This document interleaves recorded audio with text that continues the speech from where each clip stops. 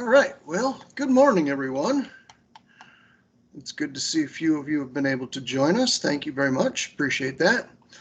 My name is Scott Kane. I am the E-rate state coordinator for the Commonwealth of Kentucky, and I just want to welcome you all and thank you all for coming, attending today. I will give you just the briefest of, I suppose, if you must sort of things, looks at me, and so you can know that who I am, and you probably, some of you will recognize me, some of you won't. I am in the process of learning how to be directing one of these sessions, so this will be a learning experience for me as well as for you, hopefully. And let's see here, if I can remember how to do this. And any of you who have more experience with this than I do can certainly jump in and help me out here. Yeah, Scott, if you'd like, some of the field staff can sort of watch the chat. If people have questions along the way, we'll try to find the right time to pop in and make sure that you get a chance to address those. I mean, anything we can do to help. That would be fantastic, Jody. Thank you. Unfortunately, Caprice, my partner in work, is unable to join us today, so that would be really helpful. Thank you, Jody. I appreciate that. By way of sort of the housekeeping kinds of things, as we go through this, I want to encourage anybody to really kind of just go ahead and jump in if you have questions. Either, you can put them in the chat, but I really don't, I won't object to somebody just simply jumping up and saying, jumping in and saying, hey, Scott, I got a question. Feel free to do that at any time, really, because I want to make sure that as we go through this is an experience and offers you the information that you need in order to be successful in your efforts and in your procurements for fiber this year. Okay, so we have seen this long enough. We'll move this out of the way and begin here. I think I have to stop sharing in order for you to see my video, don't you? I mean, well, you've got the screen share, Scott, and you've also got the video in a smaller window. I mean, it depends on what you need. I mean, you're sharing your screen appropriately right now. So okay. And for participants, I mean, you've got, if you've been involved in a lot of these team meetings, you've got the raise hand feature. Again, we'll try to watch some of that if chat isn't working for you. I know sometimes it does some flaky things, and so we'll just keep this train on the tracks as best we can for you, Scott. Great. Thank you very much. Do appreciate that again, Jody. All right. You'll have to forgive me in my little video. I'll be looking off to the side a little bit because I've got two screens going on. So, if it looks like I'm not really paying attention to you because I'm not looking at the camera, just understand that that's the case. And also want to thank our field staff who have, at the behest of a number of you, requested this this session specifically about fiber, because there have been a couple of things that have come up in recent years that have been a little bit of a stumbling block, and so they asked that I provide this session for you. I want to thank them for providing that feedback and providing the impetus for moving forward with this particular session. So, excuse me, without further ado, I'm going to jump right in and just let you know that the information that is being shared with you on screen today is directly from USAC. I did not do any sort of adjustment to it. I don't want to change their words, so to speak. So I have actually used a good bit of their information in this process. So yeah, what you're seeing here on screen is going to be the words of the people in charge and not just my interpretation of those words. When it comes to applying for E-rate funding for fiber and going through that procurement process, there are three different eligible forms of fiber that you are allowed to apply for.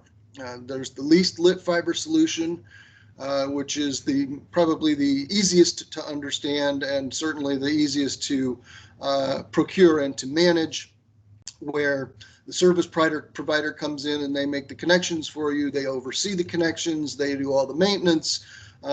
You basically pay a monthly fee, and it's a lot like your old-fashioned phones where you had a phone line and a connection. And when you picked up the phone, it worked. And that's kind of the idea behind the least lit fiber.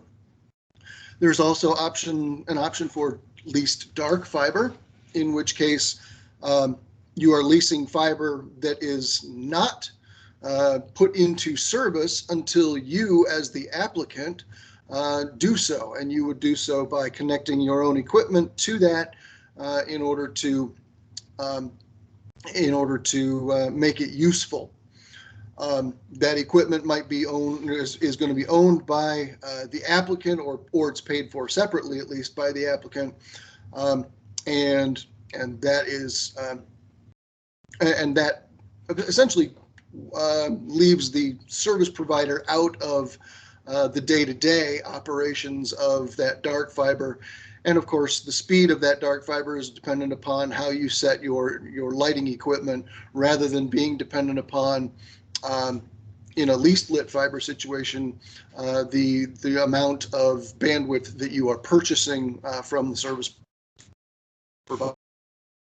And then last but certainly not least is the self-provisioned network, where you have complete ownership of the network and the components by the applicant, and the applicant really just hires a vendor or a service provider to build out the network, to create, to dig or to string line aerially where necessary in order to construct that network. But then once that network is constructed, it's handed off to the applicant, the district in this case, and the district then begins to take care of it on their own going forward.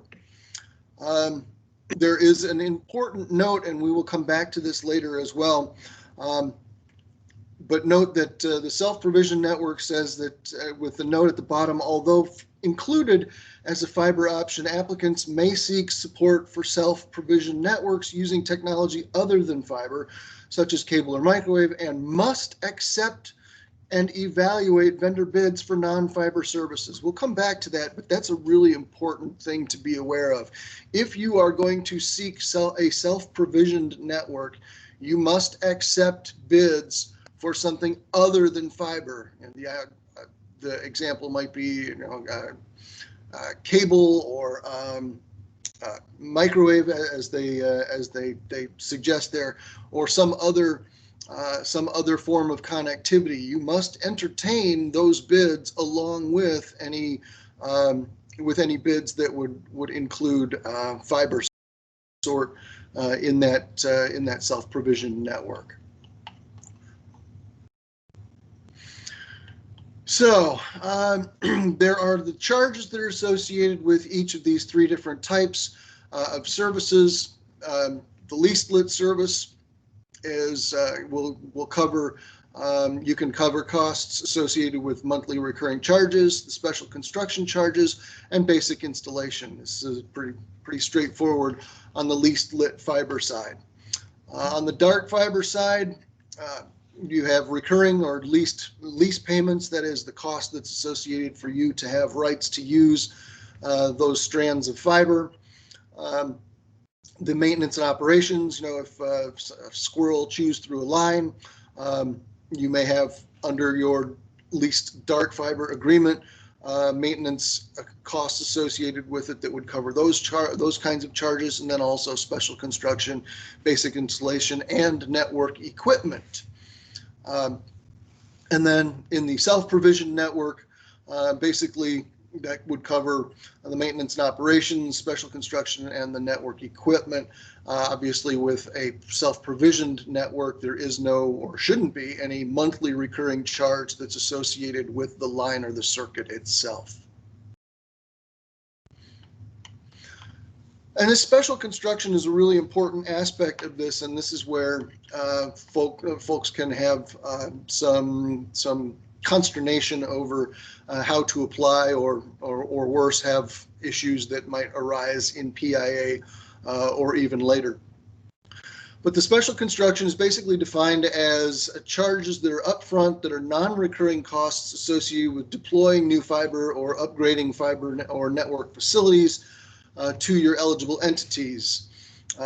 Category 1 support for special construction includes the construction of network facilities, the design and engineering of the network itself, and the project management associated with making that network available and happen. Applicants seeking the funding for special construction charges in connection with that leased lit fiber, dark fiber, and self-provision networks, you may seek funding for those special construction charges for any of those 3 categories of service. Special construction does not include charges for network equipment. That's pretty obvious. We have a separate category for that. If you are seeking, the other one is maintenance and operations, M&O, you'll hear me refer to them as. The maintenance and operations and network equipment are eligible, but they're eligible as a separate category of service, and you will have to file separately for those. Funding requests for network equipment and as you say, will have to be included on the same Form 471 that you're requesting your dark fiber or your self-provision network. Needless to say, when it comes to maintenance and operations and the modulating electronics, that is the lighting equipment, in a least lit fiber situation, those are not relevant. So those are all provided by your service provider rather than something that you would have to procure yourself. You can begin your special construction. Charges can start to be incurred up to 6 months prior to the beginning of the funding year. That is to say, January 1st. That is to say that, come another, 29 days, if you had already intended to begin your process, you can go ahead and get started on that if you so dare. Now, when I say if you so dare, that just simply means that you would be incurring costs that, if for whatever reason the funding from E-rate would be denied in some fashion, or would be you would not be, if you turned out you were not eligible for E-rate funding for that project, your district would be on the hook for those costs.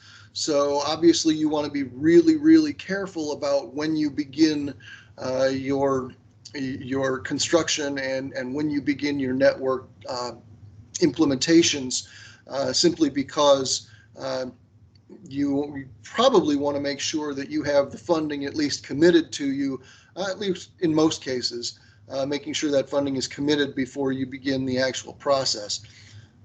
And one note to add to that, and this is something that you'll want to bear in mind as you get toward the time to have a contract signed, and that is, I would highly recommend that, if at all possible, your contract for whatever service you're obtaining include a clause that gives you essentially some sort of out if E-rate funding were to, for whatever reason, not be available, either because of a denial or because of, heaven forbid, I cringe at even suggesting the thought, but, if E-rate were to go away for whatever reason, which, I don't think there's any immediate concern about that, but, these kinds of things, it's a government program, and if Congress decided and the president agreed that it was something that needed to be done away with, it could go away rather quickly, and you would be left potentially on the hook for a good deal of funding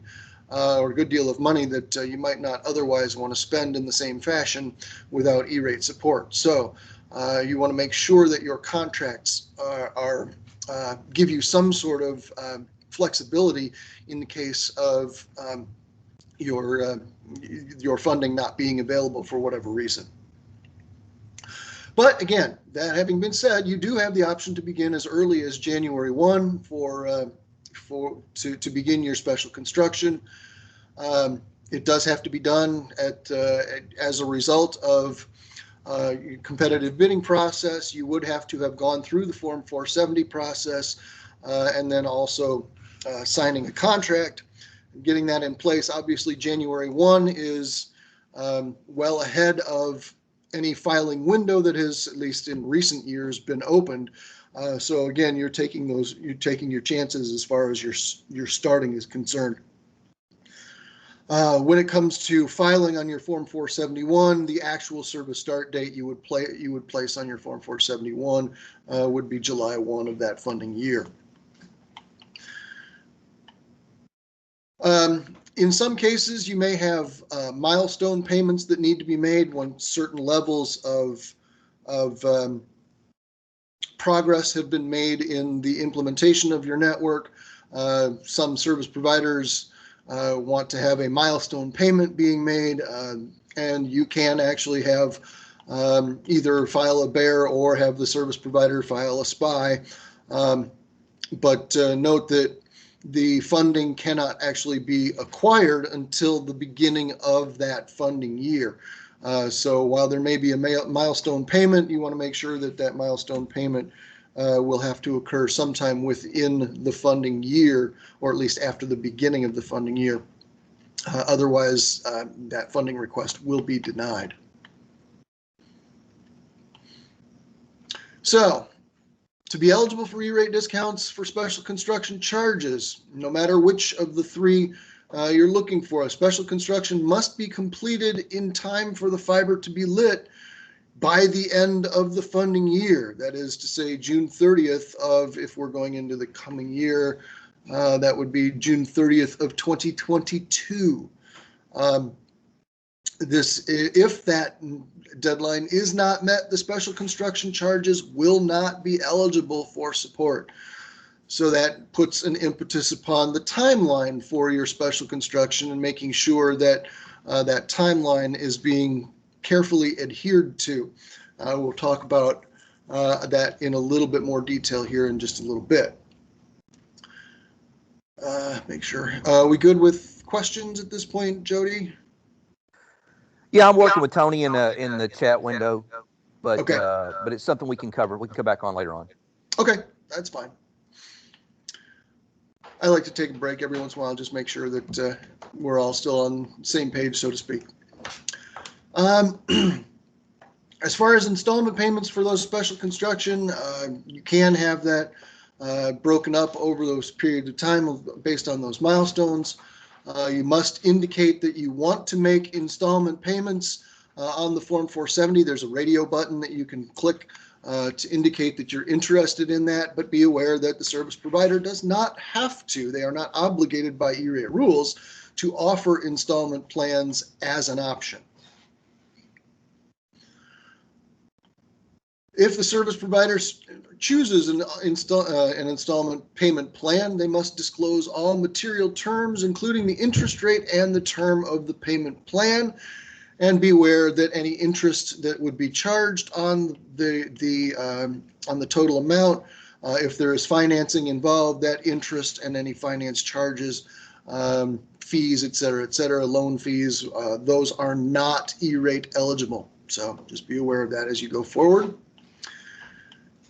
So how do we get this process started? Well, you start by doing the same thing you would do for pretty much any procurement, and that is to submit a Form 470 in Epic. The Form 470 has a menu of drop-down of eligible services, a drop-down menu, and we'll take a look at this in a little bit. I do have the practice site, the E-rate practice site up, and we'll take a look at filing a Form 470 here after we get through some of these slides.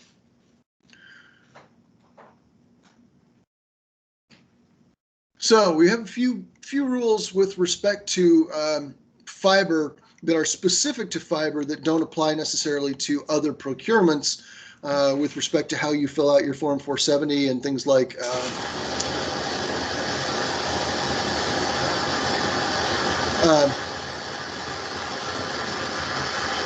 Sorry, my wife is taking a shower, and I'm in the basement. So, can you still hear me? For one, let me make sure that's the case.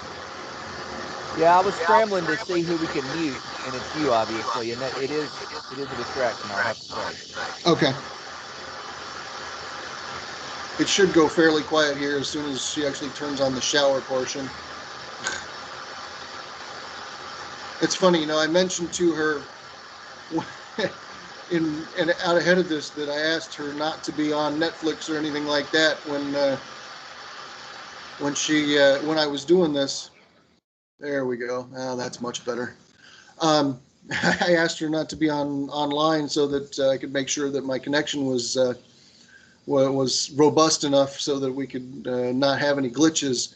And I forgot to ask her not to take a shower and it's funny because I didn't even ask her not to do the laundry, seeing as I'm in the basement and the laundry's right next to me. So anyway, with that little aside, I hope you can all hear me now a little bit better at least. It should have quieted down a little bit.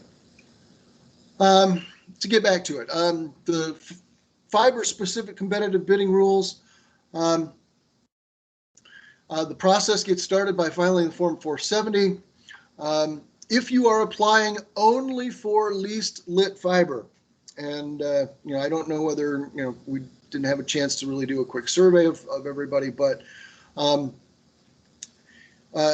if that's all you are looking for is least lit fiber, you only want a service provider to come in and provide you with the with the equipment and the service, and you just want to pay a monthly fee and be able to wash your hair of it, so to speak.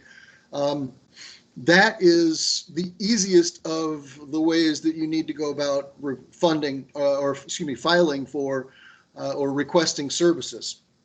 The Form 470, when you are filing for lit leased fiber, you do not have to file you do not have to submit an RFP or an RFP-like document, and we'll come back to that in a little bit in terms of some of the details with respect to that. But when you do that in the Form 470, all you will need to do is select the least lit fiber option in that Form 470. When you get to, let's see, you know what, we could kind of go side by side with this. Let's go side by side with this.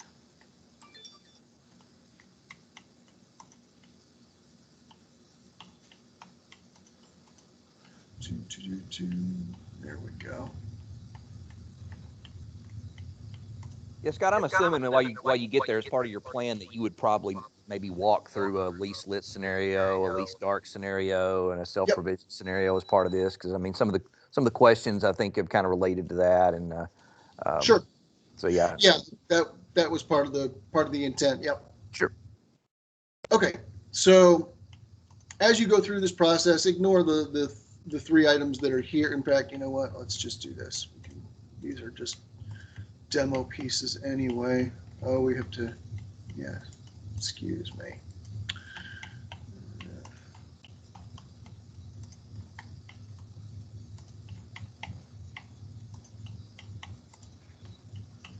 So when you get to adding your service requests, the first page is going to ask you what service you need. And basically what that previous slide was saying is that if you are looking for least lit fiber, and in I think everybody's case, you're going to be looking without internet access, but notice that it's with or without, it really doesn't matter.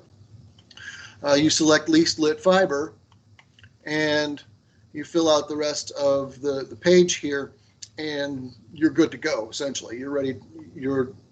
The details that you put in here, plus within the narrative, is the only thing that you would need to fill out. And as I mentioned before, there is not a requirement for an RFP.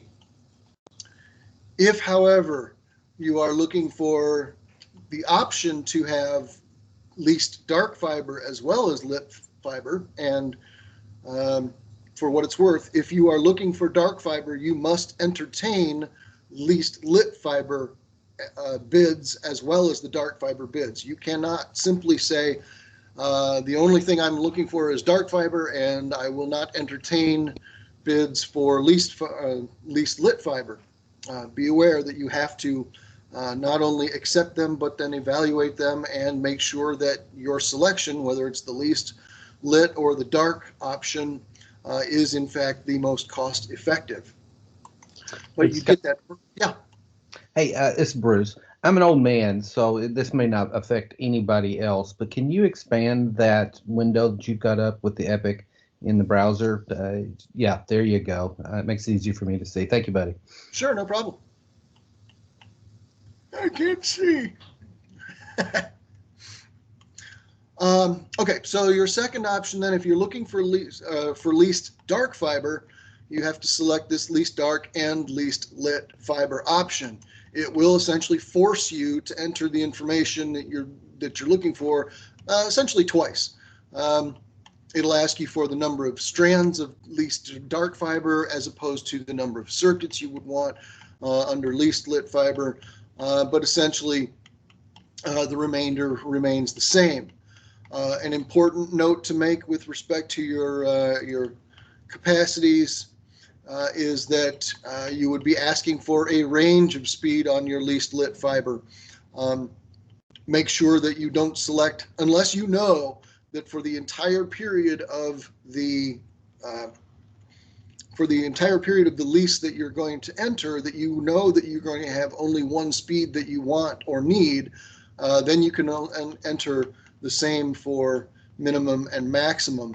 Otherwise, I can't emphasize more how important it would be for you, if you need some flexibility in terms of that capacity down the road, or you think you're going to, make sure that you ask for some sort of range of capacity so that your service providers, when they provide the bid to you, they will show you pricing, or should show you pricing at various increments between your minimum and maximum requested.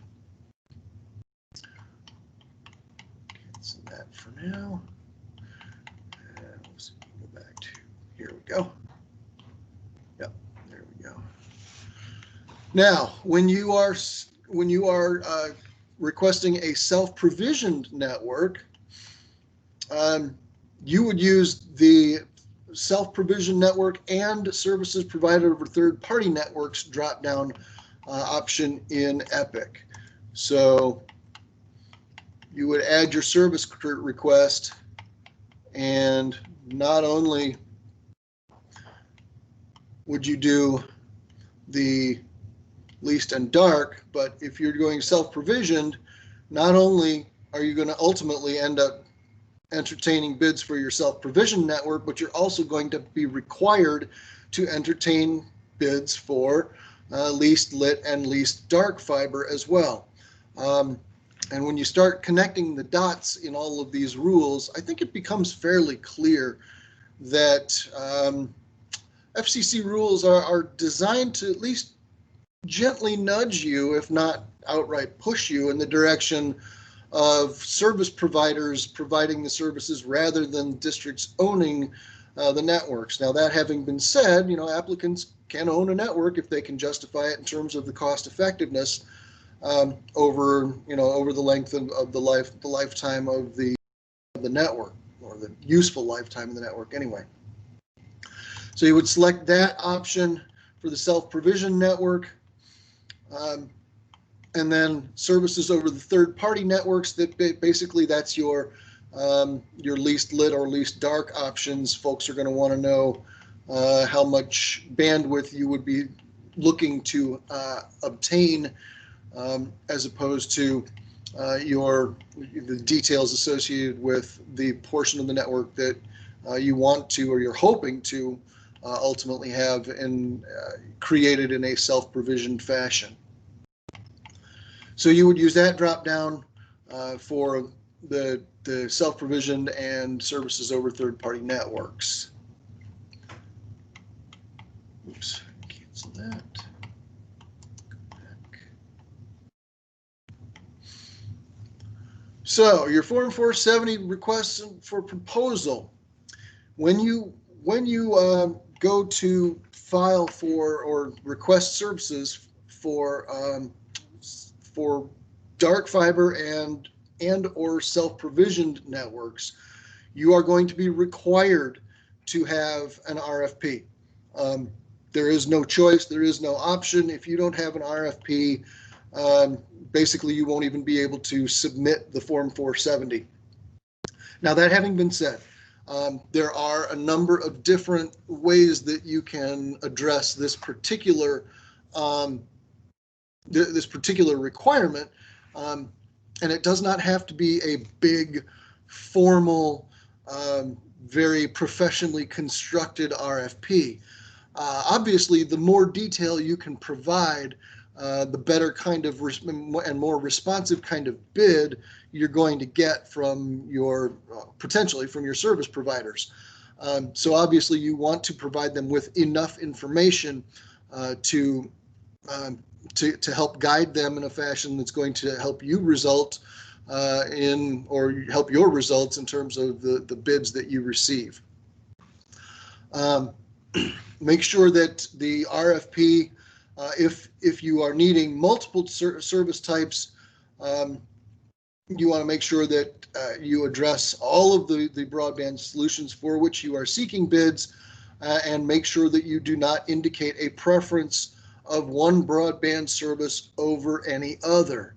That is a key point.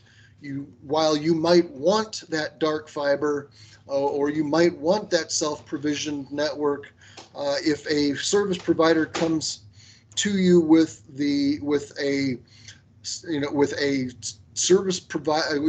service offering that meets your needs and is highly affordable, you're going to have a difficult time essentially justifying spending the money for special construction and owning the network when it can be more efficiently provided by a service provider that is offering you a different service type than you had originally thought or originally hoped. You are still going to have to entertain those solutions. Now, that having been said, as I think most of you probably know, when it comes to time to evaluate your bids, this is where how you design your bid evaluation tool is going to be critical in terms of helping make sure that you get the type of service and the features that you really need and that you really want within the winning bid. Scott, can I jump in for just a second? Feel free. Well, because I know, you've helped me, and we had a couple of districts get denied on this very point. So I just want to make sure, and I know it's not our practice to write language for districts, but my suggestion, and I think Scott's, would be if you craft an RFP, to his point, instead of saying you're seeking, fiber between these sites, maybe you would say something like fiber or other high-speed connectivity between these sites, and just keep adding that phrase, which, even though we all know you're probably going to choose fiber, if you say I'm seeking fiber, we've seen reviewers come back and say you're not giving proper weight to other options. You're preferring fiber, therefore the whole thing's denied, and that's just a real problem. So probably just where you think fiber, I'd probably say something like fiber or other high-speed technology, something like that. Is that fair, Scott? Absolutely. That is correct. It's a really good point. And then just from a meeting management perspective, you have had several interesting questions in the chat. They're kind of district specific in some cases. Do you want to just hold those to the end, or do you want to take a break before you get into the demos? Let me know how you want to manage that, and we can inject as needed. Okay. Got a few more slides. Yeah, I'll just get through those for sure. Okay. Let's do that.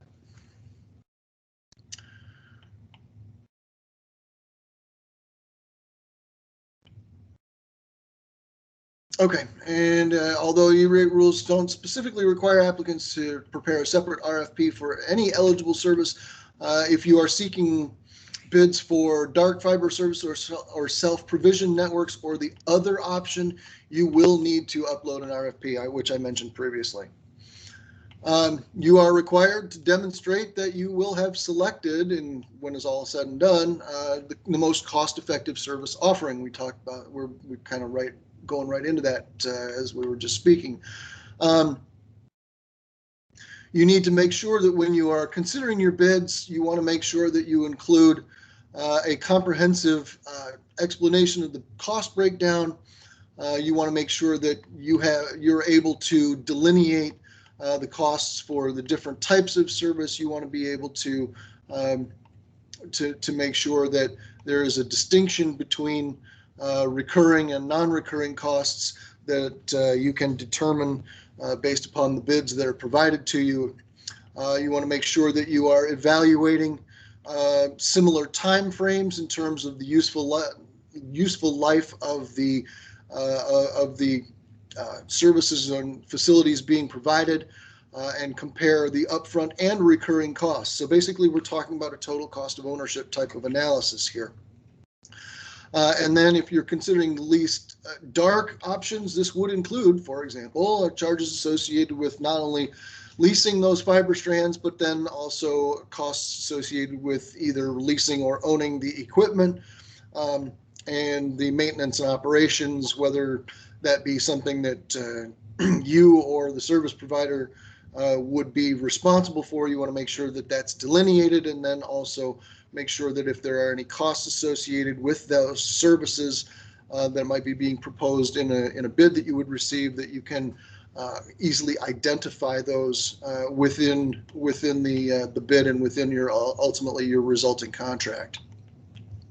You want to make sure that your time period is a reasonable amount of time that matches the kind of service that you're requesting. Obviously, your evaluation of a self-provision network, you want something that you're going to pay for and own up front. You're gonna have, hopefully that's going to last at least 15, 20 years in terms of its useful life, and you would want to make sure that your comparisons between that and other services are going to be based around like assumptions, similar useful life or frequency of equipment refreshes, and you want to make sure that as best you can, you make those evaluations based upon tangible criteria due to results that at least in some way, shape, or form appear and seem reasonable within the broader context of general industry costs and services. Considerations for cost effectiveness. On your self-provision networks, you're going to have to consider all of the costs of owning, operating, and maintaining the network.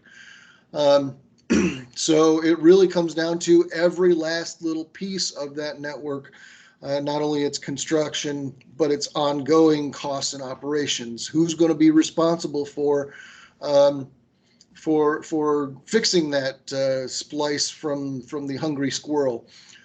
Who's going to be responsible for taking care of the lighting equipment if a G-bit goes down? Things of that sort. You need to factor those into any requests for self-provision networks. Similarly, with leased dark fiber, who's going to be responsible for lighting, maintaining? I think in most cases, the district, the applicant's going to be responsible for the cost of leasing and lighting that fiber, maybe or maybe not maintaining. That depends upon what you would prefer in terms of the service, or it may also depend upon the service provider that's able or not able to provide the level of service that you're looking for. And then, of course, with leased lit fiber, your comparison should project your demand for bandwidth over that period of time and how that bandwidth will likely, if trends continue in the fashion that they have been, that increase in bandwidth over time, and how that might or might not affect the total cost for a similar term of similar length of time, and how that compares with owning or leasing dark fiber and lighting yourself. When you prepare your funding request, you will be asked to provide an explanation of the cost effectiveness of your service selection. So we're getting a little bit more towards the 471 end of things, but being aware of these conditions up front is really important as you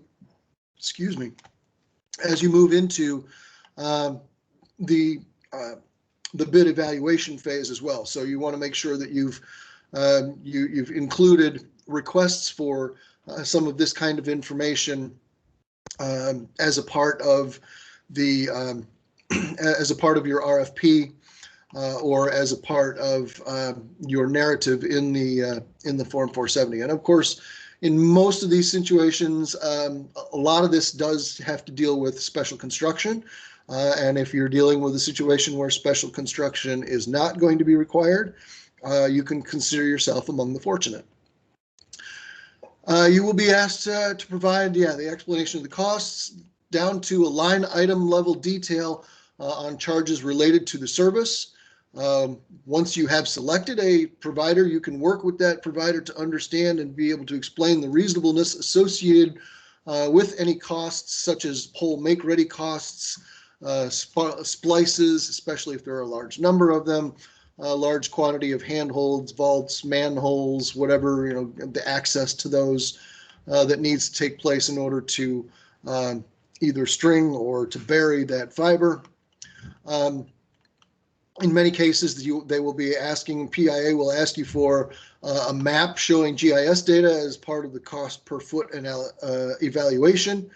And that cost per foot is sort of one of the bellwethers that PIA will use to determine whether or not there's your selected service is actually cost effective. And then obviously you want to make sure that you communicate the time frame when the investment of USF will start to yield cost savings. So, for example, if you're talking about a 20-year lease or a 20-year projection of a self-provision network, you want to be able to show that, for example, maybe after year 14 or 12 or something like that, the district X actually ends up being able to demonstrate cost reductions.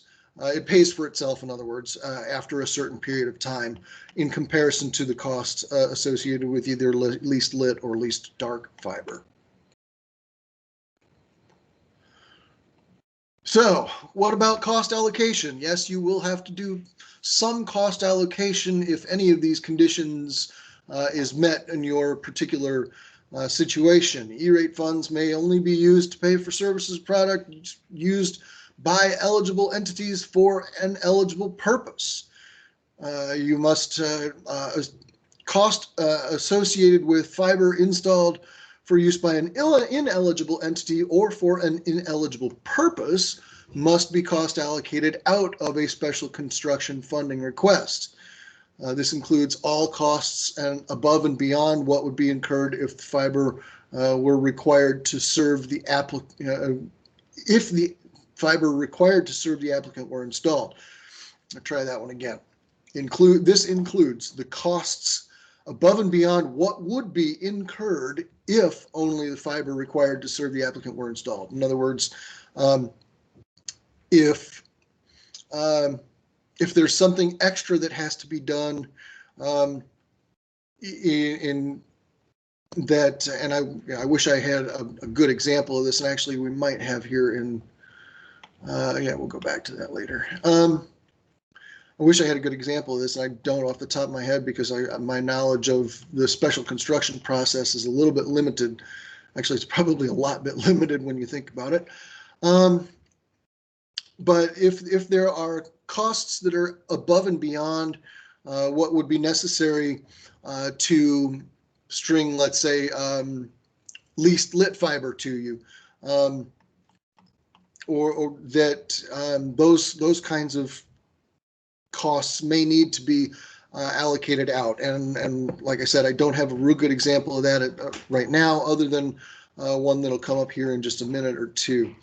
But you want to make sure that you clearly define the costs of what's being cost allocated. You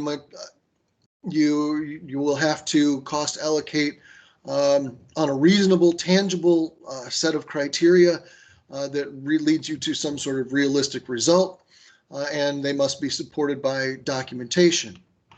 All your fiber and facilities is installed as a part of self-provision network must be owned by eligible schools or libraries and may not be used or resold to other or by other entities, with an exception for consortia, none of which you are involved in, so we will skip those consortia level considerations. Your special construction charges are only eligible for support if the new fiber is going to be lit by the end of the year. That is to say that the end of the funding year. That is to say that if you were to apply and start your process of special construction, and you know that the special construction is going to be an 18-month process, and you're only getting started at the beginning, July 1 of the funding year, don't bother. You're going to have to figure some other option out for installing or going through that construction process. One of the suggestions that's been made with when you run into this type of situation is that you take your project and perhaps break it up into component levels to where if you're stringing fiber and special construction is required to reach 3 different schools, that you pick one and do 1 school 1 year and perhaps 2 schools the next, so that you can fit all of that construction process into that single year single funding year, because you need to make sure, like it says, to have that fiber lit by the end of that funding year. Otherwise, your funding requests will be denied. Cost of fiber strands not lit within that fiscal year, or excuse me, within that funding year, must also be allocated out of the funding request. In other words, if you're having 48 strands put in, but you're only going to light 12, you're going to have to pay the cost for 48, 12, 36 of them in full, paid for by the applicant. Now, that doesn't mean that the digging cost is going to be the same no matter whether or not you're putting in 12 or you're putting in 48. But you can only pay for the 12 that you know you're going to light as you put them in the ground. So you would have to do a cost allocation with respect to that process. The remaining special construction charges, splices, things of that sort, do not need to be cost allocated. And then recurring charges of using excess fiber strands will be eligible for support in the funding year that they are lit. In other words, if part of your dark fiber is that there's some special construction that needs to take place, and again, you're going to use that 48 and 12 kind of example, you can start to get funding for the cost of the additional 36 or some portion of them in future years once you actually need to and you start to light those strands. Because obviously you're going to be paying for them one way or another, but you can actually get E-rate support once they go into service. So here's a cost allocation on fiber example. Least lit fiber or least dark fiber provider installs 12. Yeah, this is the same example I'm giving. 12 strands in a fiber run to a large school district hub and wants to add 36 additional strands for its own ineligible use, resulting in additional labor cost and plant cost, larger termination boards, additional handholds, etc. The cost of the 36 additional fiber strands and the associated incremental costs above and beyond what would be incurred for the 12 will have to be allocated out of the applicant's special construction funding request. The school district seeks to install 48 strands in a self-provision network and then only plans to light the 12. The remaining 36 strands will be reserved for future use. In this instance, the applicant must allocate the cost of the excess fiber strands out of the funding request, but no portion of the remaining special construction costs. So there's just a couple of different examples to give you a little bit of a sense. Now, obviously, everybody's going to have slightly different variations on some of these themes. Also, be aware that when we come to the dark fiber recurring costs, remember that if you are connecting to a building that serves ineligible students, in Kentucky that tends to be pre-K students, that you will need to do some sort of cost allocation associated with that as well. So bear in mind that services, or for that matter equipment, that's going to in part or in full serve a building that contains pre-K students, you will need to make sure that that there is some sort of cost allocation to reflect that you have accounted for the ineligible use that would be occurring as a result of the use by the pre-K students. So, and the special construction funding request information and number of E-rate eligible strands. You notice it asks you for the total number of strands and the E-rate eligible strands. That's the same kind of thing that we're talking about here. If you know that you're going to have 36 strands and you're going to be using 12 of them, your total strands would be 36, and then the E-rate eligible would be 12 that you're going to use. In this particular example, they also mention that if you're using you have a backbone segment and also a lateral segment, in a situation where you have 12 strands that are going to be lit in the backbone and 8 strands that are going to be lit in the lateral, you would need to make sure that then this total number of E-rate eligible strands would be 20. Which I found interesting. I was unaware of this until today, or not today, but as I got prepared for today, I did not realize that that was the case. I don't know how many of you that will apply to, but it certainly is there, and it's worth noting that there is a distinction between your total number of strands and the total number of E-rate eligible strands. So that will depend upon a number of different factors, as we've kind of alluded to. Network equipment funding requests. So you may need to request network equipment that doesn't necessarily show up in the list of available connectors or service types or equipment types. If you do not see an option in the drop-down menu that describes the equipment within the type of fiber network equipment, use the other choice and then enter the description enter your own description in the field that will be provided when you do when it pops up. When you select that other in Epic, automatically a text field will appear that will allow you to provide your own description. Transceiver, GBIC, those kinds of things. You don't really see outlined here. There's no specific one already mentioned for that, so you would use the other in the drop down and include that and include some details so that your reviewers will have a good sense that you are in fact applying for eligible equipment. So your installation period, as we mentioned, you can start 6 months prior to the July 1 start of the funding year, or in other words, January 1 of the calendar year in which that funding year begins, if the following conditions are met. Construction must begin after the selection of the service provider pursuant to a proper Form 470 and competitive bidding process.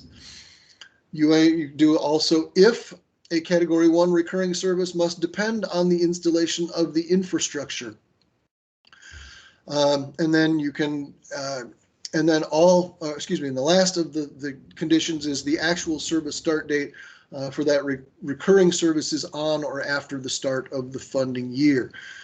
So they will be expecting to see when there is when there is recurring when there is special construction on your funding requests, or on your service requests, they will expect to see that there is also a request for recurring services, particularly under the dark fiber solution that you might be seeking. it's important to note that requirement is there. They will expect to see your dark fiber, as well as there are recurring service costs, and those recurring services will have to start no sooner than July 1st of that funding year. Service delivery deadlines. You must make sure that any charges to an eligible Category 1 service, that service must be in use by the end of the relevant funding year. This is June 30th of the deadline. If it is not met, the recurring charges will not be eligible for support under program rules. There is no extension available for recurring charges. Applicants may not receive E-rate support for any recurring charges incurred before the start of the funding year, which is standard to all of the Category 1 services as well. You can only receive E-rate support for recurring charges for leased lit fiber if it's delivered within the funding year. Applicants cannot receive E-rate funding for recurring charges for leased dark fiber until the fiber is lit. That kind of makes sense. Which also means that if you don't light on July 1, you don't start lighting the fiber until August 1, you're probably going to have a month of dark fiber service that you're not going to have E-rate support for. So obviously, if you are getting dark fiber provided for you, you want to make sure that that gets lit as quickly as possible after it is installed, to make sure that you don't lose out on funds available to help defray the cost of the monthly cost associated with leasing that dark fiber. And then last but not least, when your recurring charges are associated with a self-provision network, you cannot receive E-rate support until it is constructed and in use. You may only request E-rate support for special construction charges related to leased and lit and dark fiber if the fiber is lit within the same funding year as the recurring funding request. And they will expect to see special construction and recurring charges on the same Form 470. I will say that again because it is worthy of note. They will expect to see recurring charges and special construction charges on the same Form 470. And certainly last and not least, your E-rate support for special construction charges obviously will also have to follow essentially the same kinds of things, same kind of conditions, that it will have to be in use in the same funding year as the funding request. There are a couple of situations under which you may be able to procure an extension for that special construction, but these are going to be relatively limited. Unforeseen weather event or pattern resulting in saturated or frozen ground, which prevents work. Natural disasters, hurricanes have been an issue. We have scheduled delivery of a required plant components do not arrive. In other words, your service provider who's doing the install runs into supply chain issues, and they are not able to meet the installation deadlines as a result of them, and obviously that's something that's outside of their own control. Then an extension may be granted.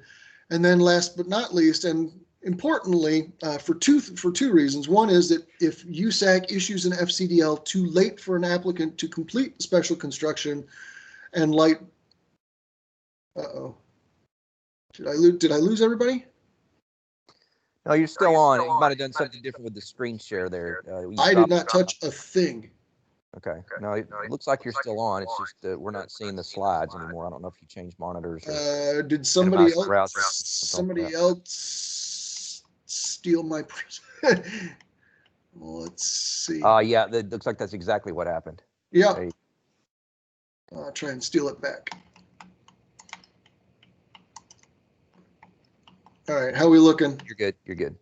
Okay, good.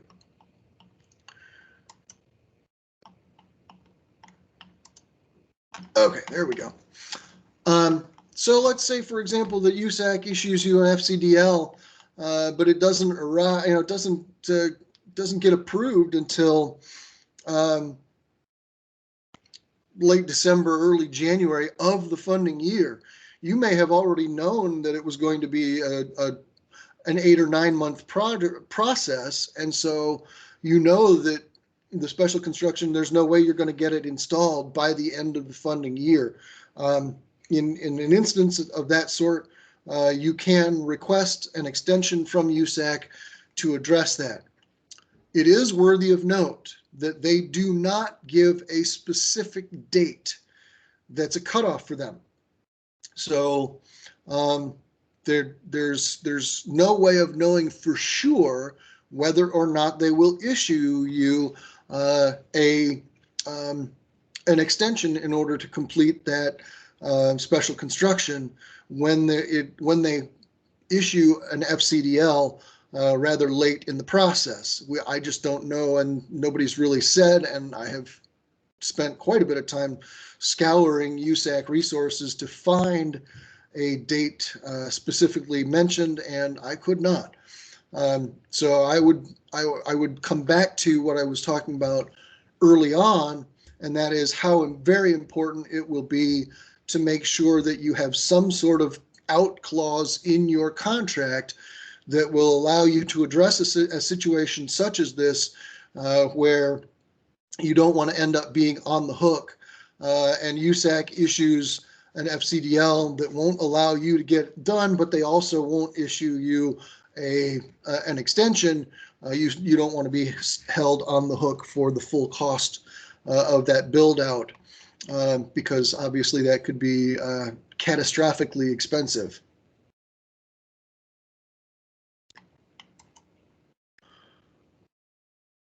And then last but certainly not least, you need to make sure that you obtain your 1-year extension based on the unavoidable construction delay. You want to make sure that gets submitted before the end of the funding year, i.e. June 30th. And I would not wait anywhere near that June 30th date. You should have some pretty good sense of whether or not you're going to be able to complete your special construction. Your service provider should have a good idea of that well in advance of that June 30th date.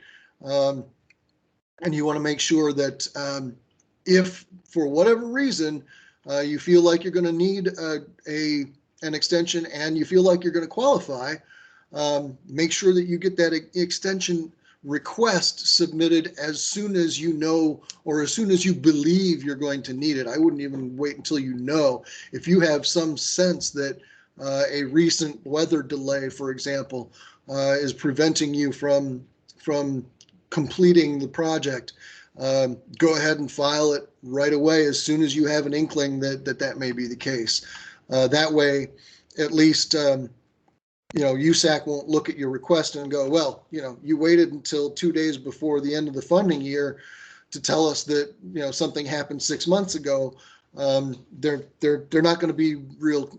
I don't think they're going to look real kindly upon a situation like that. So I would certainly make sure that you get those extension requests in prior to the end of the funding year. And that brings us to the end of the special construction and the slides. Jody, you said there are questions. Yeah, and if you don't mind, Scott, since several of the questions are addressed in your slides, what I thought we might do is tackle some of the questions, and then you can use the question to maybe hit the proper slide as a reminder and point out where it sort of states what USAC's policy is. Is that okay? And then yeah, we can do demos or whatever suits. I will say too, I hope everybody understands, like we get that the slides it's pretty dry content, right? But though Scott and crew and our field staff, glad to help districts as best we can. And when it comes to this program, it's USAC's money, and they giveth and they taketh away. And so when in doubt, we're gonna lean on their guidance, and if sometimes means we gotta dive through the ugliness of some of the wordy slides. But I'll try to phrase some of the questions in chat, Scott. If districts, if I don't do a good job, feel free to unmute and clarify if we're not getting there. I know earlier, Scott, Tony Carr had asked a question about the evaluation aspect and what's the proper timeline to evaluate a self-provision bid, for example, versus least lit and least dark. And I know you had a slide earlier that sort of talks about as long as you can defend that, even in the case of self-provision fiber, like Tony even said in his question, my existing stuff's lasted 20 years. Well, my suggestion then would be is seek bids on least lit and least dark and ask for a really long contract, and also seek self-provision because you have to do that. And then, based on past usage, that kind of justifies why you would ask for a really long evaluation window there. And ideally, your recurring costs are going to be way higher over time versus a one-time self-provision type option. I don't know if I'm describing that very well, but that's the slide there, Scott, that talks about the comparison time needs to be defensible, aligned. In your example, Tony, you would probably have to, just to be fair, you would need to add in the cost of occasional switch replacement, for example, GBIC replacement. Scott even mentioned maybe even budgeting for a couple of repair instances if a squirrel chews through fiber. Even then, your recurring costs are probably going to well exceed over a 20-year period what a one-time cost would be. Other thoughts, Scott and Tony? If I'm not phrasing that well, please chime in. Very well put, Jody. You explained it well. Well, and of course, Scott, all these slides that Scott's referencing, they're on USAC's site. And so, again, if you get caught in a situation in PA, it's, as long as it's defensible, that's usually the main thing. I actually had a district that referenced the 20-year period because exactly what you said, their fiber lasted 20 years. Now, where we messed up is in their RFP, they ask for fiber, which is why we stressed the thing earlier about, if you're going to bid that, I would ask for fiber or other high-speed technology so that you can show that you're, not favoring fiber, although reality suggests that we probably would want fiber, right? Steve Burton had a good question, Scott, and you've had several slides that have referenced it. And when you're building a school and it's kind of a lengthy construction project, you're not sure necessarily when that school is going to open. And so he was really trying to figure out how and when to try to recoup some of those construction costs for that fiber. And so if I understood everything you said in the slides, you basically can only ask for funding for the year that you're going to light the connection, and the special construction costs maybe you can get 6 months prior, but it's not as if you can go 2 or 3 years out and say, hey, I want to go ahead and start paying for this connection that I'm not going to light until 2 or 3 years down the road. Steve, feel free to chime in and describe your situation in more detail if you need to. I'm just going to build a little bit. I think I understand the construction part.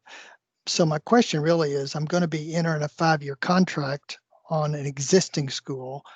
That school is going to be closed during the 5-year contract and a new one built in a new location.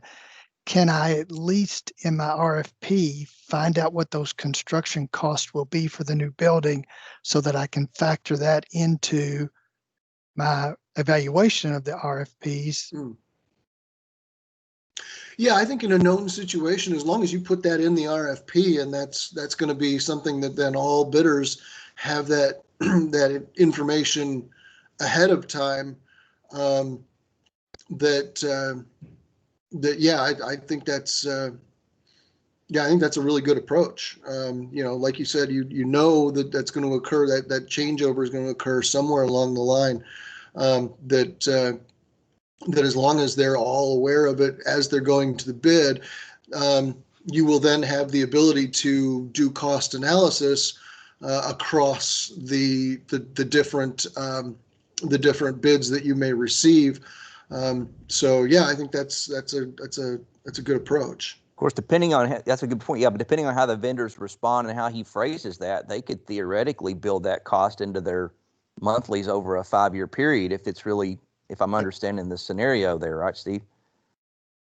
Yeah, that's very possible. Not that they would necessarily do that, but that would be an option for them. I didn't think about what you're saying, where I'm really just asking vendors to keep that school connected, and it just so happens that the school is going to change locations in the middle of the contract. Right. And you need to know that. Yeah, I hadn't thought of it that way. It's a good one. Thank you. Yeah, and those costs should be coverable as long as they're included in the contract now. So yeah, I think that's a really good approach. Jerome asked a question, and I know other people have had this over years. I mean, if you're in the middle of an existing multi-year contract and you phrase it properly and it's been funded, you do not do a 470 every year. You would only be doing a 470 when you're seeking bids. And so if you're in the middle of a multi-year contract, you would only be filing a 471. You would reference the original 470. Again, you just want to be sure that that 470 was properly noted as a multi-year contract and you've got the right expiration dates and extensions to exercise and things like that. And so depending on where you are in your contract, you may have no action to take beyond a 471. You might need to have your board exercise an extension if this is the year for that. And of course, you know, a lot of the focus of this session has been if this is the year where you know you need to seek a bid. Yep. Jerome, I don't know if we need to add much beyond that, but if we do, feel free to jump in.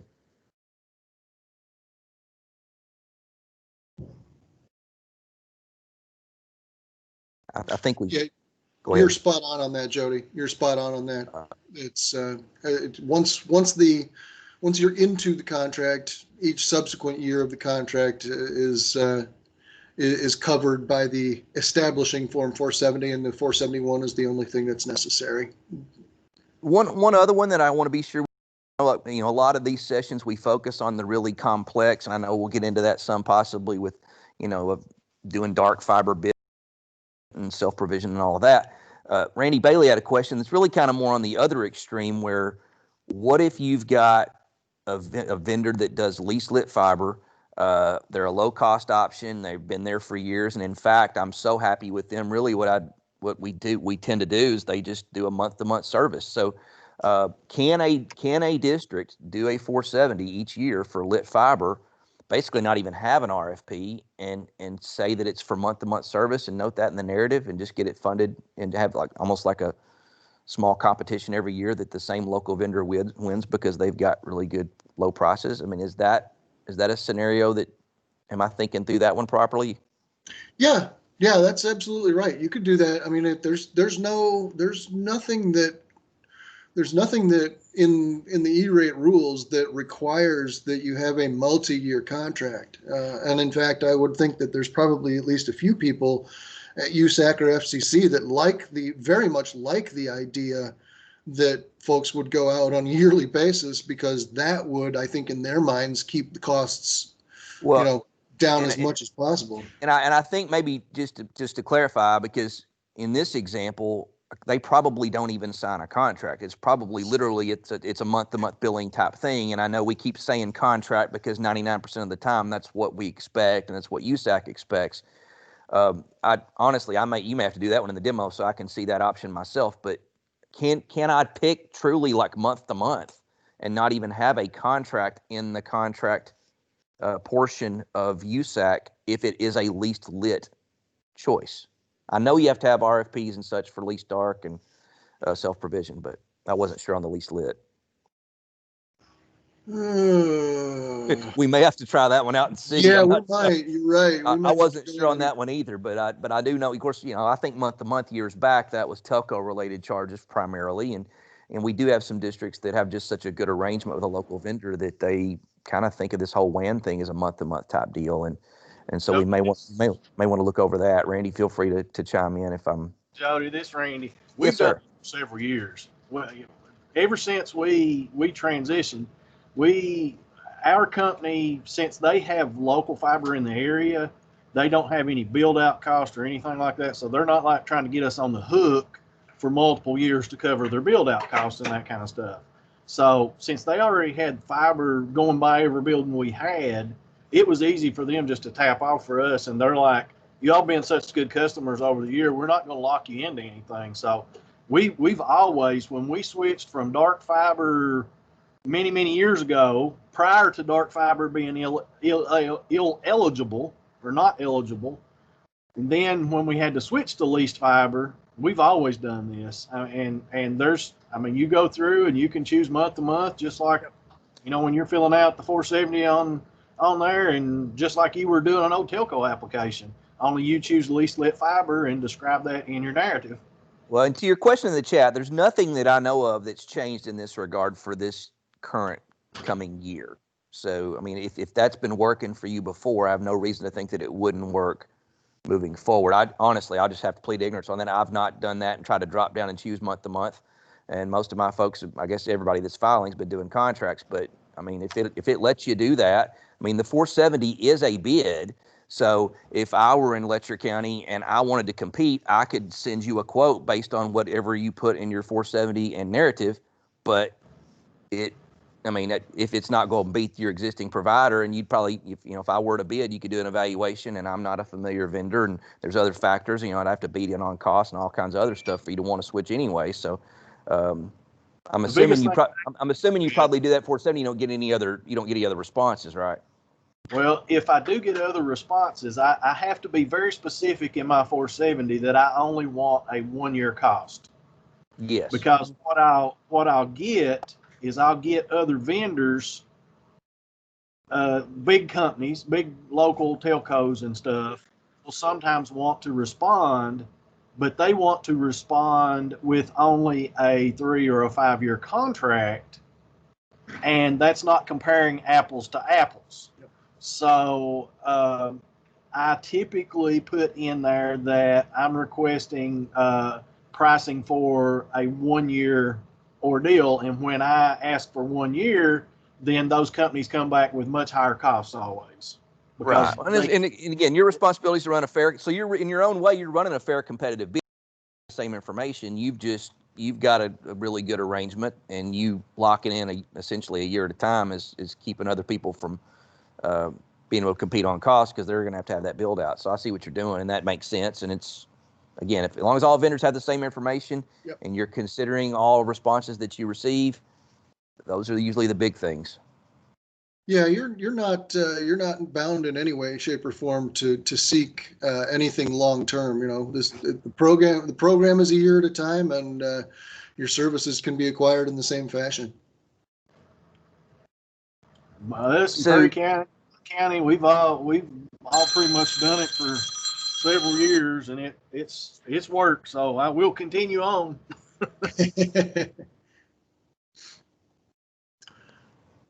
Yeah, I don't know if you had some specific scenarios that you wanted to kind of hit there with the demo, Scott, or if you've got something you kind of want to see, feel free to jump in there in the chat and we can maybe handle it that way. I know, the more complex ones I've seen over the years is when you start asking for, least dark fiber and network cost and the special construction. And then, of course, we've had some interest in the self-provision where maybe I'm just trying to get new fiber between a couple of buildings that I own.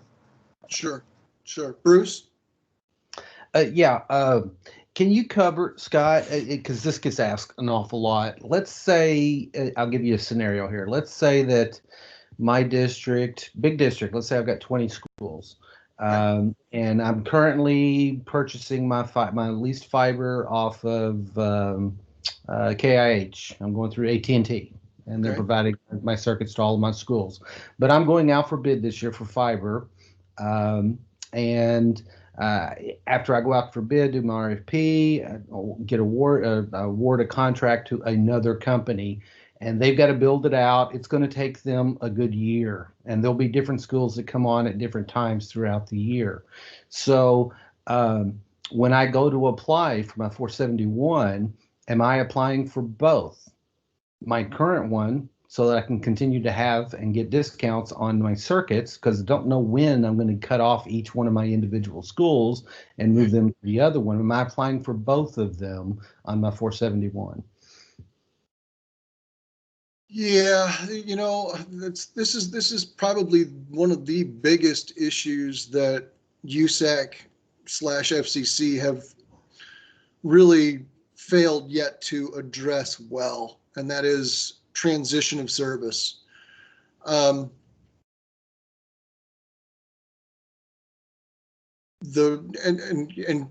You've put your finger on exactly what the problem is, and that is that the best way to be able to do it would be to apply for service under both for the entire year. When it comes down to it, and the year is up, you know exactly when the transition took place, and you apply for service to that location under one contract, under the original contract, up to the date that it was transitioned, and then from there on out under the new contract. But USAC has not really designed a good way to do that.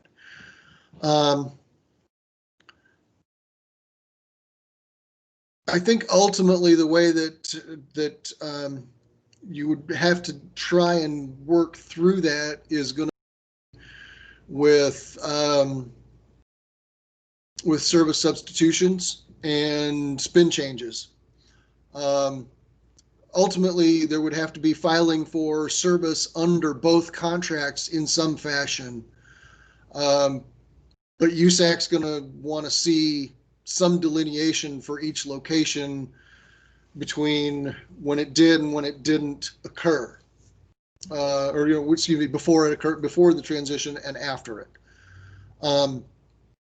I don't want to get into too many more specifics because the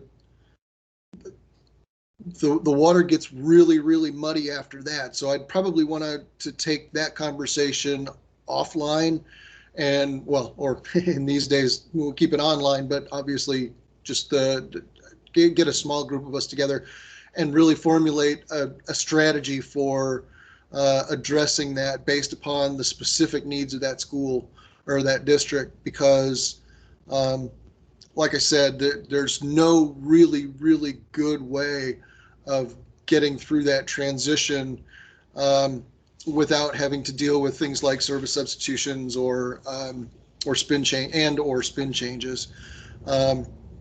And perhaps the biggest challenge to that is getting the PIA reviewer to understand what it is that you're trying to do with the application itself. And so, how you lay things out in the narrative and in in any other documentation that you might be providing, that's really the sort of where the rubber is going to meet the road, and that's going to be really dependent on some district specifics.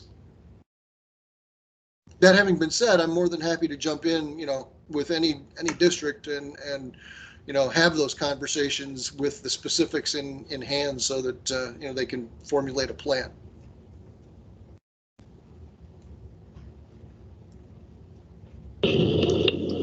That sounds good, Scott. I know that it's probably something that people hadn't thought about yet, especially larger districts. I mean, smaller districts, building out for one circuit or two circuits, usually isn't a time issue, and it usually works out fine. But on your larger districts that are replacing a fiber provider for a large number of sites, the chances that that's all going to get done and transition on July 1 are slim to none. And so I just want to make sure everybody is aware it's a whole different animal. And so Scott's there at the drop of a bucket to help answer those questions as they come up.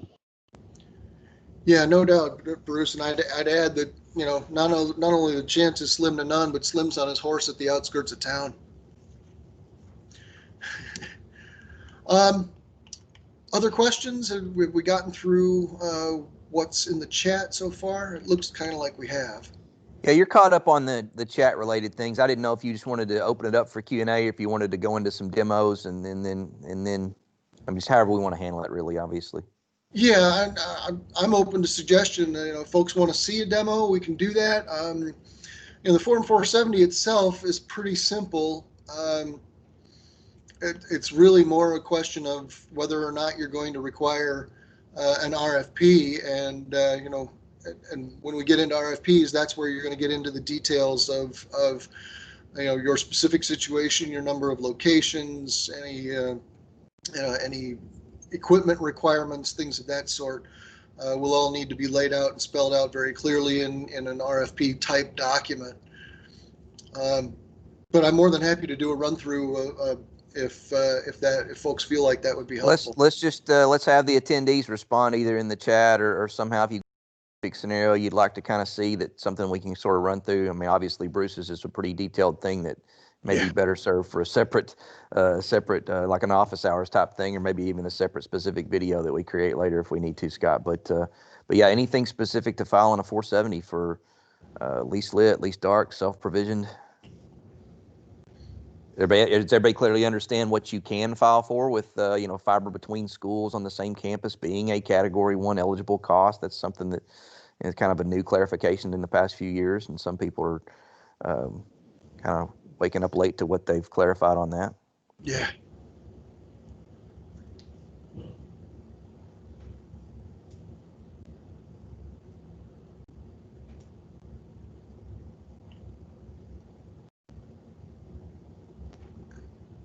Are all hearts clear? I mean, Yeah. Looks has like this been helpful? I mean, if you've got some, I mean, obviously several people responded in the chat with some specific scenarios. We've got some time for that. They've had some good questions, and so, yeah, we'll not force Scott to run through a demo unless people really want to see it. But if you do, there's no harm in saying, hey, I walk through how you do a self-provisioned or at least dark. And I think it would be good just because we're recording this, True. and it'd be helpful for those that maybe will refer to this later at a slower. Good point. And you do get some different questions, I know, on that least dark. And I mean, I know we've talked offline, Scott, about the frustration of everything associated with filing for least dark fiber nowadays. But sure. All right, let's do a quick demo, and then if folks need to step away, that's quite all right. We perfectly understand that some folks don't have the time, but do thank you. Those of you need to go. Thank you for joining us, and then we'll get through this here. Try and do this fairly quickly. We've already been at it for an hour, so. Frank had a phone call come in during the least lit portion. If I do a least lit, do I have to entertain? No, that's a really good question, Frank. If all you are interested in is a least lit option, you do not have to entertain options for dark or self-provisioned. It is exactly the opposite. If you want dark fiber, then it's necessary to entertain bids for lit. But if all you want is lit, then you're good to go in just requesting lit fiber. Okay, so let's do it real quick. I've already come in, I've put in the basic information where it asks you for the name and the nickname of your application. You can see I just randomly typed in a couple of letters just to get past that screen. The next screen will ask you whether you're applying for Category 1 or Category 2 services. In this case, everything we've been discussing is Category 1. Just to note for all of you, you can apply for Category 2 on the same Form 470 if you have some other things that are that you're interested in or that you need. You can apply for them also on Category 2. My own personal preference would be to do those separately if they're not associated with the same project. And the only reason I say that is because, quite honestly, I'm not sure that the vendors are going to be able to figure that out all that well. So I personally, if I was going to go into a big dark fiber or a special construction related or self-provisioned related application or service request, that I personally would recommend going with a single 470 just to cover that. But you do have the option to go Category 1 and Category 2 on the same one if you so choose. Oh, Scott, you're being super polite. Definitely do them separate, because if it's dark fiber and self-provision, you're going to get PIA review, and you don't want all your other stuff to get hung up while you're waiting to get USAC's questions satisfied on these matters. Certainly not. Certainly not. You're being very diplomatic. There's no way I'd put them on the same one if I could keep them. Now, network electronics that you're filing for as part of the dark fiber, which I'm assuming you're probably going to get to, like, that's a little different animal. But yeah, a separate Cat 2 thing. Yeah, I would definitely separate if it were me. Yes, absolutely. Yes, Frank, you are correct. There is no requirement for an RFP for least lit fiber. The only time you have requirements for RFP documents is for dark fiber or self-provisioned. All right, so is there an RFP? We're going to say in this particular, no problem, Frank. You're very welcome. I'm glad this has been useful for you. Is there an RFP for the services? We'll say that at least we'll look at dark fiber, if not self-provisioned as well. So in this case, we'll say yes. I will have clicked that. I already did. So, and I also dragged and dropped a file here. One note for you as you go through this process, you do have the ability to come back into the Form 470 before you have submitted it, to just drop a placeholder document in here and then go on and do the other things that you need to do in the 470, and then come back to it with a final version of your RFP. So you can always, X out of this. You just click in the X, we'll delete it, and then you just choose the correct document and drop it here, and it will upload for you.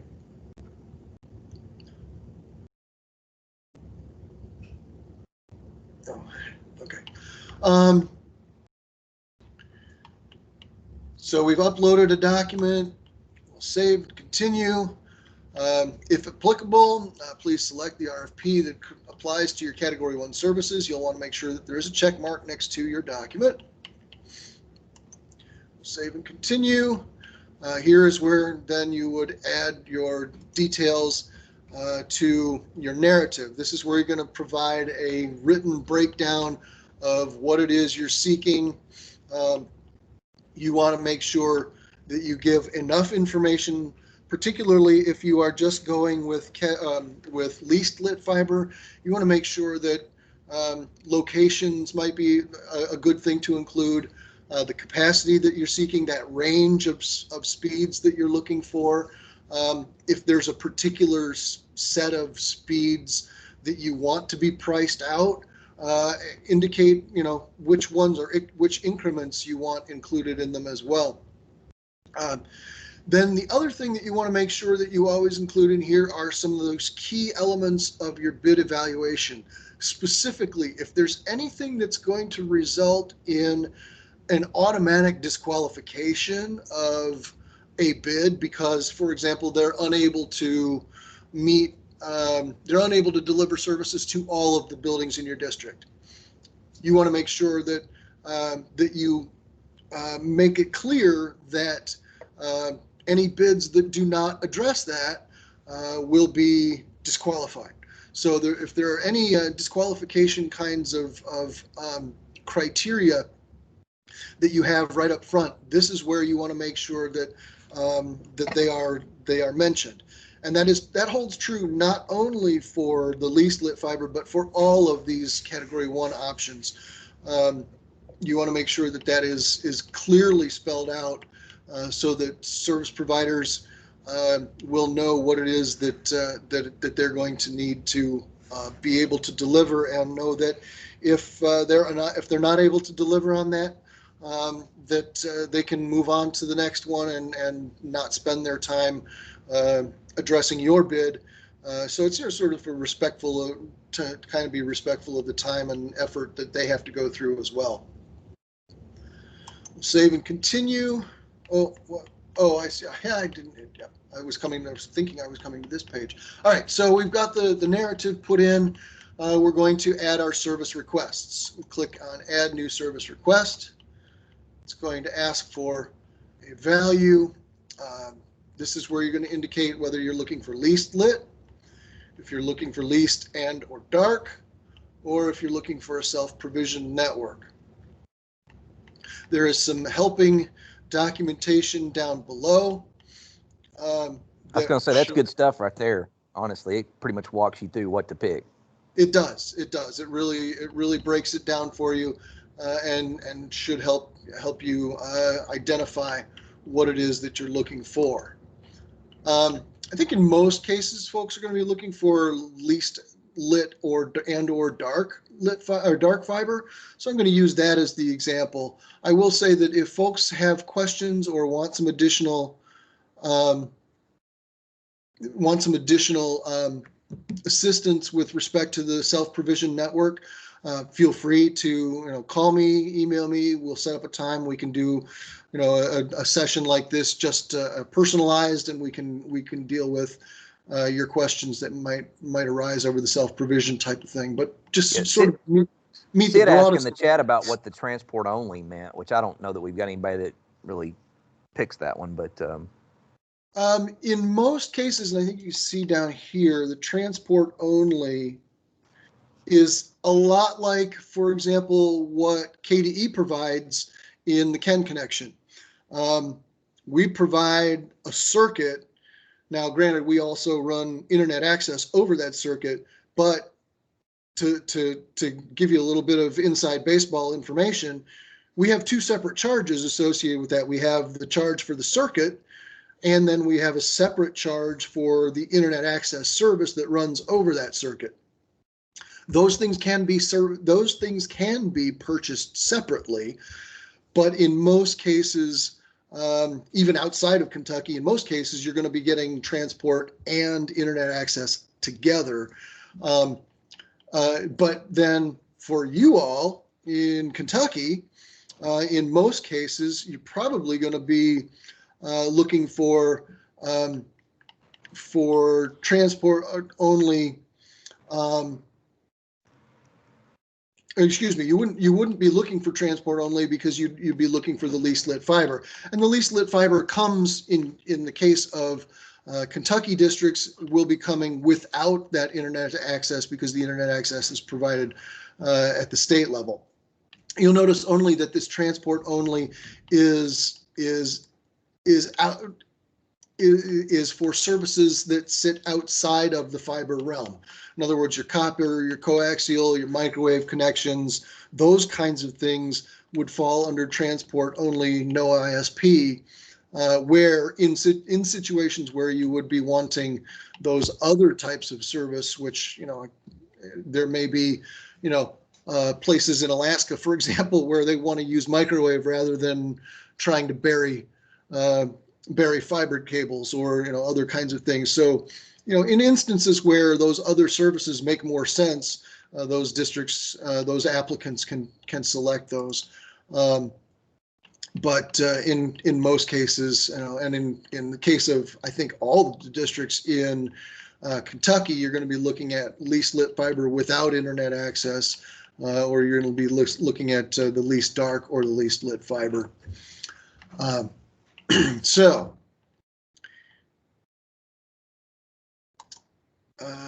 we're going to go ahead and do that least lit and least dark fiber. And you notice that it actually drops in values for, or excuse me, not values, but fields for both the dark fiber request and your least lit fiber request. So here you're going to, it's going to ask you for a quantity, your quantity of dark fiber strands. You might have 8 that you want.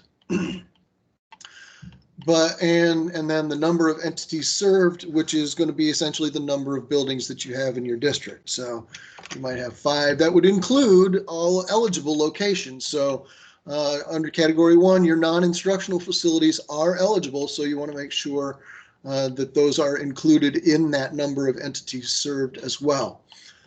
Are you seeking installation, activation, initial config? I always recommend that you say yes.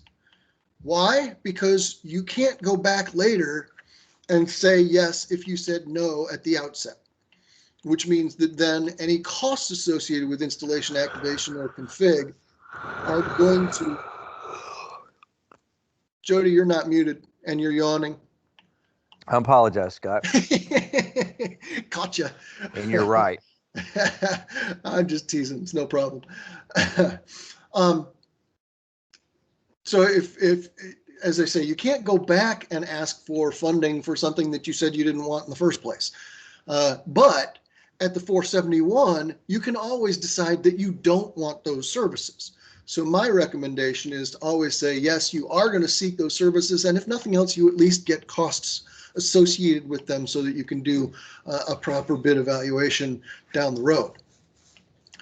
Now, for your least lit fiber, that's basically the number of circuits you're going to be requesting. So it may be that that's an instance where it's going to be one fewer than your total number of buildings, because the Ken connection drops into your network hub, and then you have, in a case where you have 5 buildings, one of which contains your network hub, that means you're basically only going to be looking for 4 circuits to connect to back to your hub location. And then your minimum and maximum capacity. Here's once again where I highly recommend that you ask for a generous range of speeds so that you will get a series of increments of cost. If you do not, if you were to only ask for 1 gig or 10 gig for each of these, you'll get one cost from your providers, and they'll tell you how much that one speed is going to cost. If 2 years down the road, 3 years down the road, in the midst of a 5-year contract, you hit the point where you need more speed and you don't have it available to you, or it may be available for you, but you don't have a price listed for it in the services that you evaluated originally, you are going to ultimately hamstring yourself for the next 2 years or the next 3 years under that contract, or you'll have to go back out to bid, and that might put you in position to where you're in violation of the contract that you would be under, and so you might end up actually having your feet held to the fire for those those additional years. And be stuck with the slower speed that isn't really meeting your needs. So yeah, David asked in the chat about if we had any kind of speed increments that we would recommend. I mean, I don't know. I've seen 1 and 10. I've seen some people that are serious about 10, maybe pick the next one up from 10 if they thought they might expand. But beyond that, I'm not sure. Not sure we'd have a lot to add there. Yeah, and I think the other thing you can do with respect to that is to take a look at your some of your data logs and see where your throughput is, and whether or not you feel like you're in danger of bumping your head. Yeah, 1, 5, and 10 gig makes sense. If you feel like 10 is going to be enough to get you through any future increases in speed that you might want to implement. It can't hurt to have the pricing for something, above and beyond where you think you might be, at least one step. If you think, okay, well, we feel like we're going to get through, we'll get through this 5-year contract, and the most we'll probably need is 10 gigs tops. Can't hurt you to ask for the 20 or 25 or whatever it is the next increment up from that is. 25. It can't hurt to ask for it.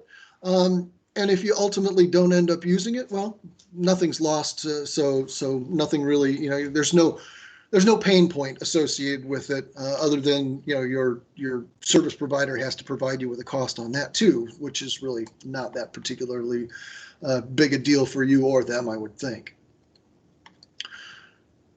All right. So notice then that we also have additional information on how to seek the bids. Although no, that's the same information that was up from your selection on the top one. Sometimes these things will appear as you go through the process. So we're going to add this.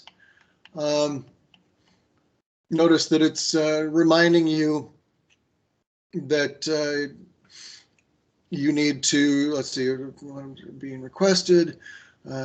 Be sure your minimum maximum. Yeah, there we're just exactly what we were talking about. Your service, your speeds are going to be adequate to meet your needs. So, yes, and notice that what it did was essentially broke that page that you just filled into two separate service requests. And then your service providers that are responding may reply to one or the other or both. So I mean, really, that's it's a pretty simple process. I think the the key thing to really making sure that you're going to get the kind of information or the kind of bids that you really need or that you really want, other than necessarily the pricing, but certainly the ones that contain the services that you are requiring. The way to make sure that you do that is to be very detailed in your RFP and or your narrative. You want to So make Scott, sure that, yeah, go ahead. Would you want to go ahead then? Because if a district's going to compare least lit and least dark, one of the things they'll get asked about is, did you factor in the cost of replacing the network electronics? And so oftentimes what districts will do is they'll add a service request and they'll go ahead and ask for those electronics. Like, hey, I'm hoping to refresh my WAN. Yeah, just so you're doing it right here, network equipment, and then you could start putting some details there. Those could also be in your RFP, and you could replace those network electronics that light those dark fiber light the dark fiber connections. Keep that in mind. That's kind of I guess a big thing to keep in mind on this too when you're doing least lit and least dark. Yeah, that's whoops. Oh, maximum, backwards. Yeah, you put, and again, it's going to be putting in the range and numbers of entities served. We'll say yes on the. And as I recall, you don't have to ask for that. You could be in a situation where you have electronics and you don't need those, but when you're doing that analysis comparing lit and dark fiber, I know that's one of the things that reviewers will ask you about, because I had this happen last year in districts where the cost was virtually the same.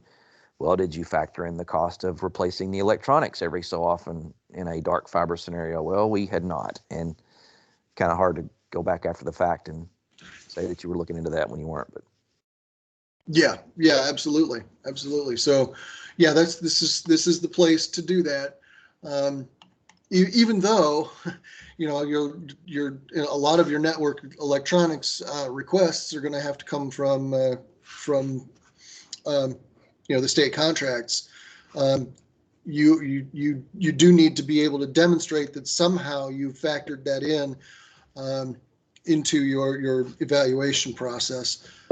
So, placing it here, as you suggest, Jody, is a good way to do that.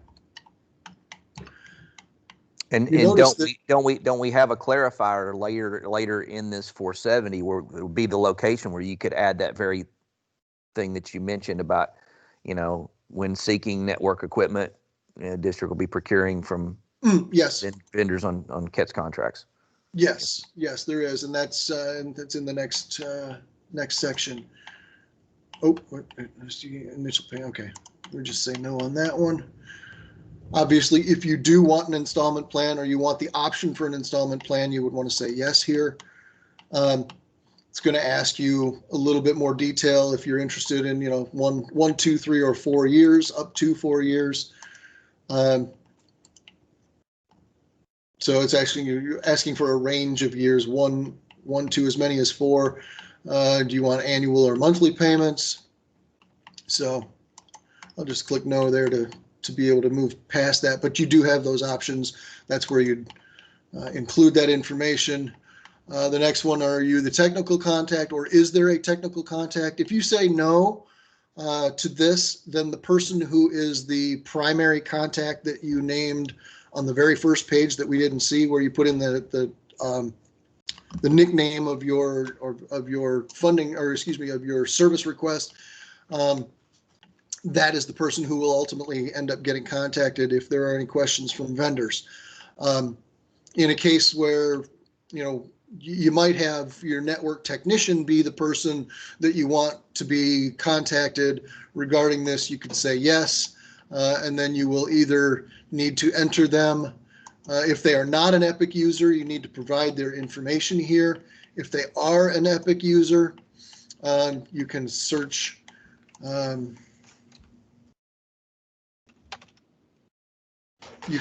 Epic and just start putting in their name, and it will pop up with their name, and then it will end up dropping in those details directly based upon their Epic user profile.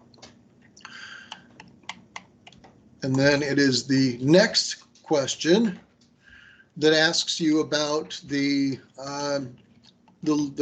state or local procurement rules and or restrictions. This is where, and we will, once again this year, we'll distribute this language when 471 time comes around, so that you have this to put out. And actually, we probably should get that out now. I'll make a note of that myself to get this out to KEs so that everybody can have access to it. But this is the place where you would put this language mentioning that districts are required by state regulations to procure only those technologies that meet KET's technical product and design standards, blah, blah, blah, blah. This is basically, sort of boilerplate language that when you read between the lines and you go back and you look at the state regs, it becomes clear that, that you are required as an applicant, you're required as Kentucky schools to purchase from KET's contracts where they exist. So that is the sort of boilerplate language that we've got and that we've shared over the last few years. This is really the last step in getting ready to submit your Form 471, or excuse me, your Form 470. You'd click on review. This process is pretty simple. It will actually create a new task. We've got 9 here right now. Nope, got 8 there right now. And you should see the very top list of the task will show you a reference to the time. It will also have the number of the form that's in there. And then if you don't see the task associated with reviewing the Form 470, just click refresh every so often. It takes a minute or two sometimes to get that done. Okay, our tasks have been increased by 1. So yep, there we go, a moment ago. Then once you're ready to go through the certification process, you click on that. You have a PDF that's been generated of the Form 470. I would definitely want to suggest that you want to download that, take a look at it, review it. It looks more like what you would see on an old-fashioned piece of paper. That's a good way of reviewing it, just to make sure that it contains the information that you want it to. Click on the checkbox to indicate that it is correct. And then you have the option to either send or continue for certification. If you, as the person that's in charge of your Form 470, also has the authority to post it on the behalf of your district, then you can go ahead and click on continue to certification. If your CFO or your superintendent prefers to be the person that is the person of record on these kinds of things, then what you probably want to do is click send for certification, and that will send this certification for and make it available for all of the for the full rights users in your organization. It will show up in their tasks, and it will be the most recent task that was added. So the send for certification is the way that it gets you out of the 470, and then it makes it available for access by somebody else. They will need to be obviously an Epic user before you can send it to them for certification. So just be aware of that and make sure that that person is added as a user prior to sending it to them or sending it out for certification. Questions, any others before we kind of wrap this up? This went a little bit longer than I thought, but I hope that it has been useful.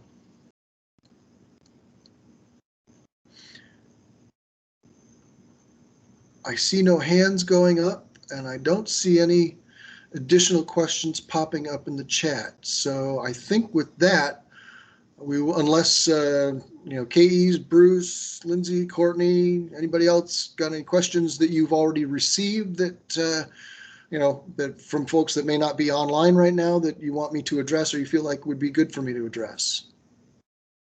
I mean, I think you've hit the big stuff. The last reminder, I mean, I know we've said it 2 or 3 times. I know it's fresh on my mind because I had 2 districts get denied over it last year.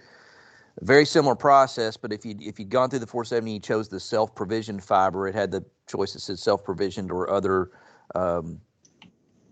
options. I mean, it basically chooses it for you. But in the uploaded RFP is where the district had stated fiber rather than saying fiber or other similar high-speed technology.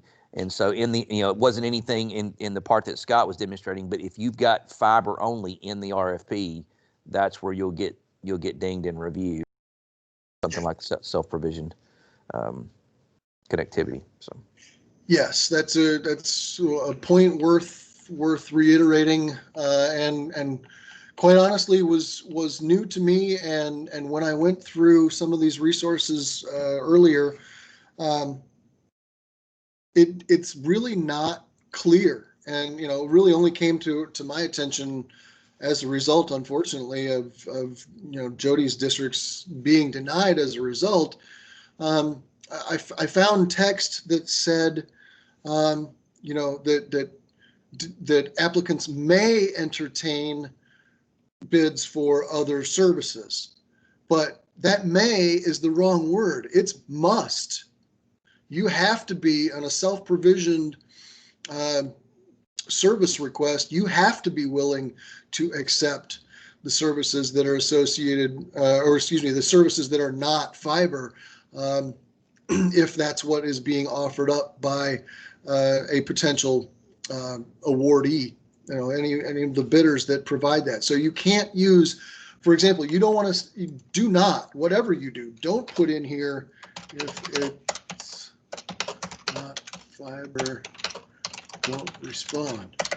You don't want to do something like that. I mean, obviously that would leave you in a very, very precarious position and would probably result in a denial. But of course, remember that, probably nobody's going to look much at this Form 470 until they're looking at your Form 471. These 470s are not reviewed on an initial basis for their validity before they go out to service providers. So you may get dinged on an issue associated with your Form 470, and that won't happen until 6 months down the road after you've gone through the 471 and the PIA process. So just be aware, and that's a really good point. That's worth reiterating once again. Thank you, Jody, for mentioning it. You have to entertain, and you cannot use language that sounds as though you're not willing to entertain bids that might be for services other than fiber if you're asking for self-provision networks.